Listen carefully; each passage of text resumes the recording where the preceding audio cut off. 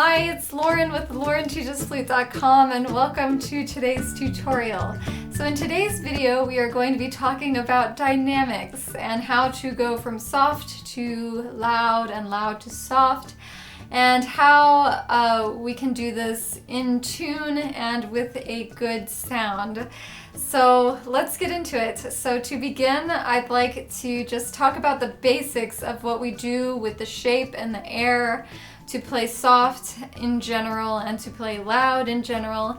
And then I'm going to show you close up in the camera what it looks like on the Numo Pro and what it looks like on the flute.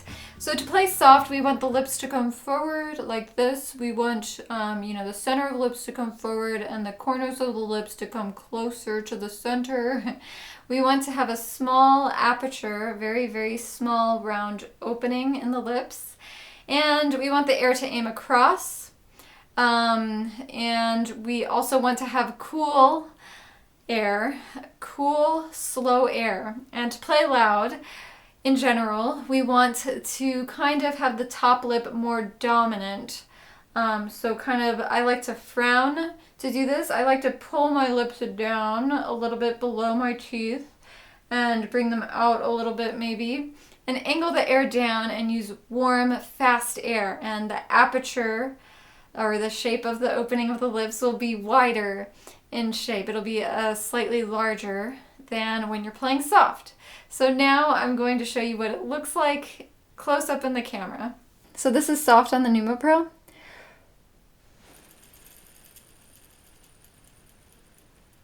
Very slow air.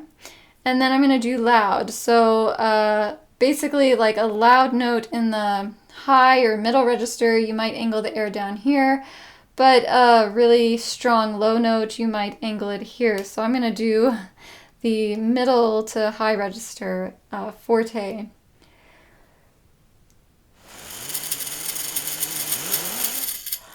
So much faster air. And here it is on the flute, soft.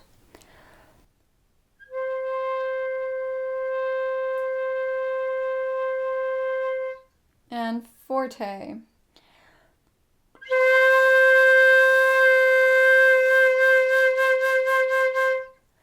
Something like that. So you can see when I play forte that my lips are being brought down a whole lot more than, versus when I'm playing piano. So you really have to change the shape and make a lot more space in the mouth so that you can produce this tone and play it relatively in tune. So the one other thing I wanted to touch upon is, what about high notes, really high notes and really low notes? How does it change going from high to low?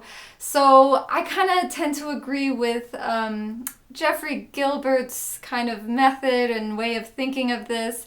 He states that, the real, big shifts and embouchure changes should be done mainly for dynamics. So if we're playing an entire 2-octave scale, 2 octaves, from the very low register to the high register, and it's all the same dynamic of forte, the embouchure will move, but not as much as it would if you're playing forte in the low register and piano in the high register. So you just kind of have to experiment with it. I think, the really loud forte low notes, I describe how to get a really strong sound in this video here. How to get stronger, louder low notes on the flute. And I talk about the shark face, which is a really extreme angling the air down. And the high register, you won't have to go quite as far down. So this is what that looks like in the close-up in the camera. So let's do a high G.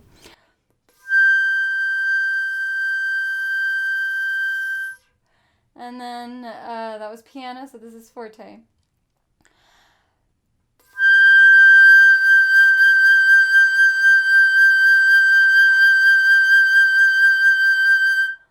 And then a low D.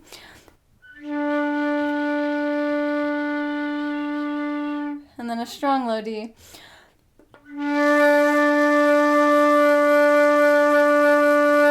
So I really had to change the shape of the forte low D as opposed to the high forte G.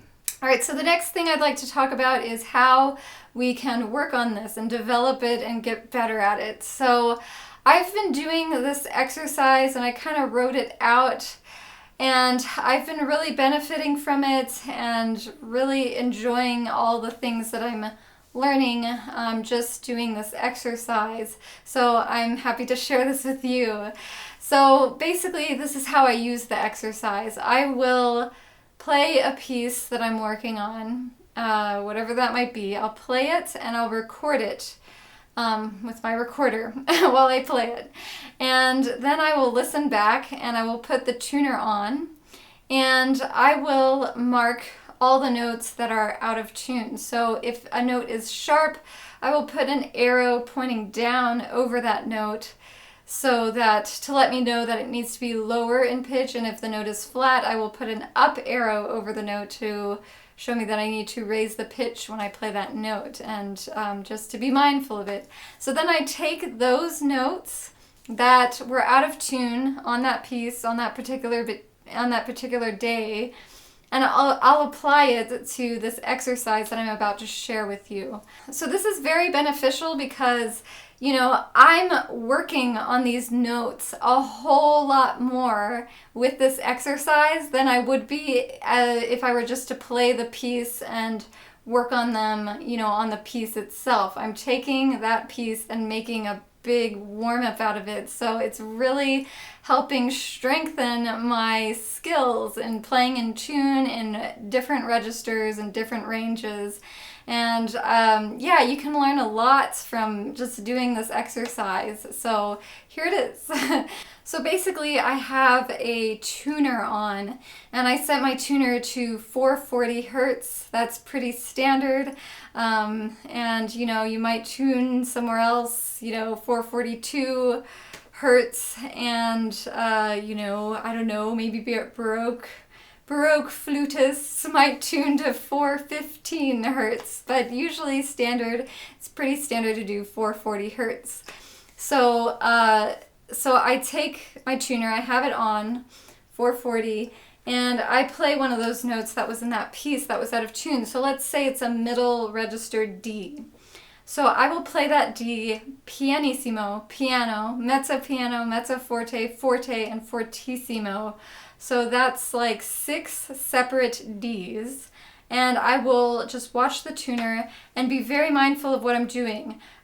Careful not to roll in or roll out while I do this exercise, but just keeping, you know, my face forward and adjusting with the space in my mouth and the speed and temperature of my air. So it's really fun, and it goes something like this. So this is D pianissimo, and you can do this with or without vibrato. I think today I'm just going to do it with vibrato.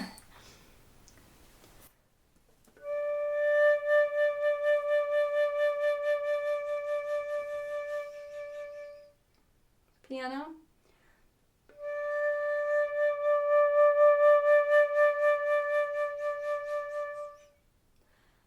Mezzo piano.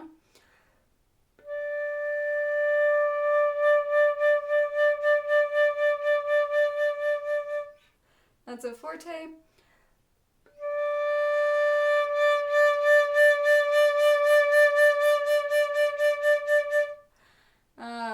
Forte.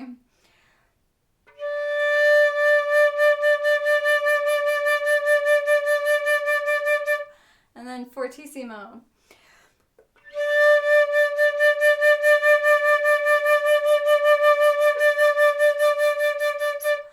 So running out of air at the end there, but you get the idea. So yeah, I'm really just focusing on the shape that I'm making inside my mouth to get those notes as in tune as possible when I'm doing this exercise. And I like to write down the things that I observe.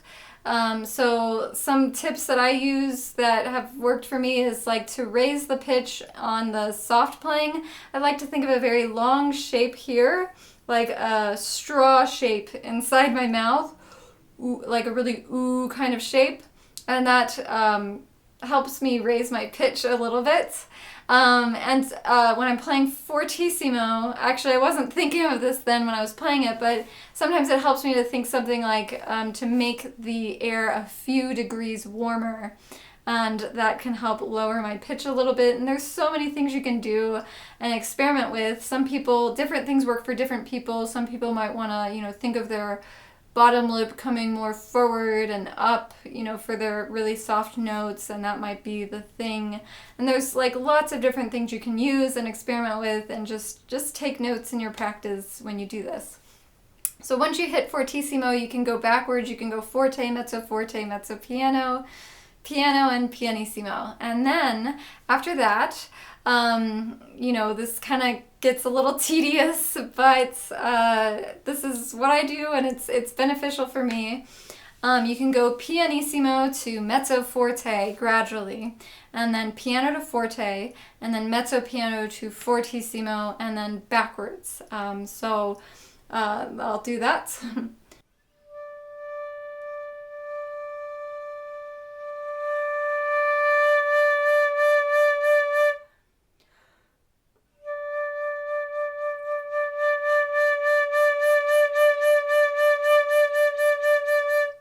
Really challenge yourself to keep your head level as much as possible during this exercise.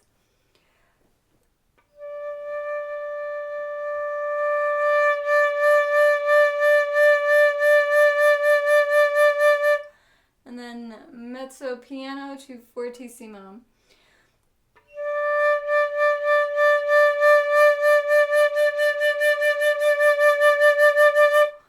So now let's do it in reverse. This might be more challenging because you're running out of air when you get to the soft section. And it also can be a challenge in itself to just start a note fortissimo.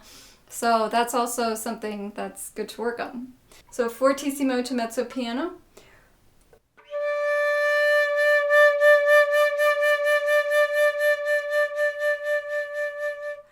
And forte to piano.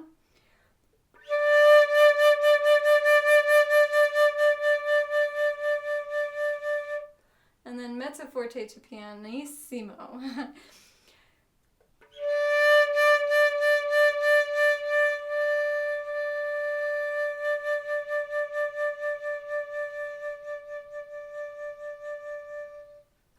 So on, and really refine your skills. And then then the next thing you could do is go from pianissimo to fortissimo, and then fortissimo to pianissimo, and see how that feels. So when you're going from loud to soft, this is the most challenging part, like I said, because you're running out of air. But I would encourage you to just keep reminding yourself to not let up. Just keep the support going. It's almost like when I'm talking and I'm like making myself, like I'll talk and I'll try to run out of air as I'm talking. I won't take any breaths, but I'll still be talking. I just have to push my stomach muscles more to get my voice out. So that's kind of what you have to do when you're running out of air. You have to squeeze that last little bit of toothpaste out of the toothpaste bottle.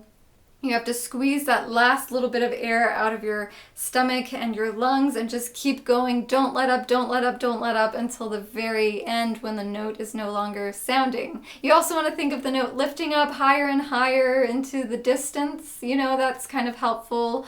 Or bringing, the bottom lip up and out, kind of just follow through. And don't let up at the very end. And that's some helpful tips for going from loud to soft without going flat. Also, make sure your aperture is small enough at the end. Sometimes it's hard to go from that really big aperture to the really small aperture at the very end. So just watch out for that. The next thing you would do after going pianissimo to fortissimo, then fortissimo to pianissimo, is you would do soft, loud, soft. So we could get into all kinds of increments, like you can go pianissimo to mezzo piano to pianissimo, but eventually work your ways from pianissimo to fortissimo to pianissimo. It's kind of tedious, but I'm going to write it out again. I have it written out, but I'll write it out in a slightly less tedious way when I post it on my website. Right, so this is a pianissimo to fortissimo.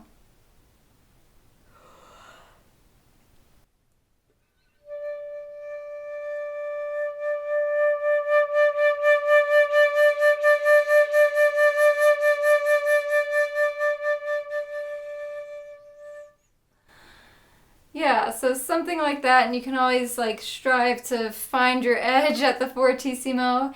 It presents a lot of, you know, challenges you can take and, you know, get better at. Like, this is something you could do for forever and improve upon it. So that's why I really like this exercise, and that's basically it. That's the exercise. Again, you can do this with vibrato or without vibrato, and you can also do it with tone colors. If you are familiar with the Trevor Y tone book, book 1 on tone, you know, he talks about tone colors a bit in that book.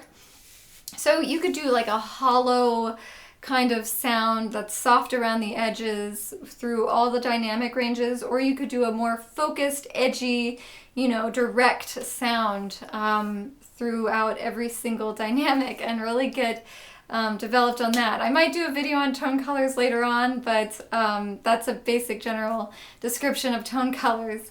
So you can do that all in this one exercise. And then one last thing I wanted to say is, like, if you're playing a really high note, and it's really sharp, you can ask yourself, are there any alternate fingerings that have the same color that don't alter the, you know, color of the sound too much? So for example, high F sharp, you know, if you're blasting out fortissimo on a high F sharp, it might be a little sharp. So you can ask yourself, okay, well, here's the normal fingering for F sharp, but is there another one that I could possibly use that would sound like the same color and have a really good tone quality? And you might just do the second finger here. So you can see the difference between those two. This is a fortissimo F sharp with the normal fingering.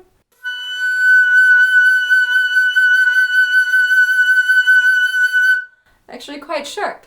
So yeah, and you can open your jaw, but eventually at some point it might get a little you know, extreme if you really have to open your jaw so much. So sometimes that's why I like to use this fingering.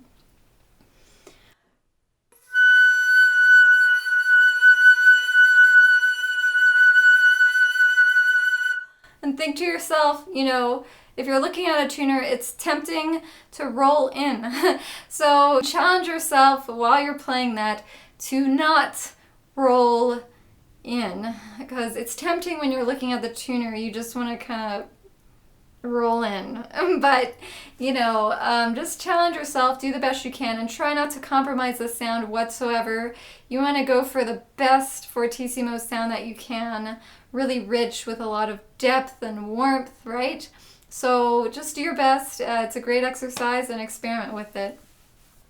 So I think that about covers it for this video today. If you enjoyed this video, please give it a thumbs up and subscribe below for more tutorials like this one. And also feel free to leave a comment below if you have any questions about this tutorial, or if you have anything to contribute or add to the conversation, maybe some things I didn't mention. I'd love to read those and learn from those as well. So thank you so much for watching this tutorial, and I will see you in the next one. All right, bye.